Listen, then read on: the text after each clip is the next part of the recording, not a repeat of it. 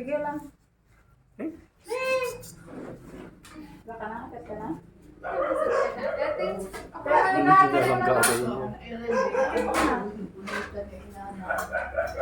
Walang kukuwi. Bakit hinahayaan ka lang makakuan? Dapat wala siya tampo. Ay, piling naman yun. Dapat close na kami. Dapat may tag siya eh.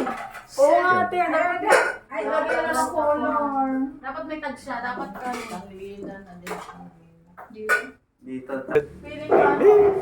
Piling ko tinatawag na Yeah.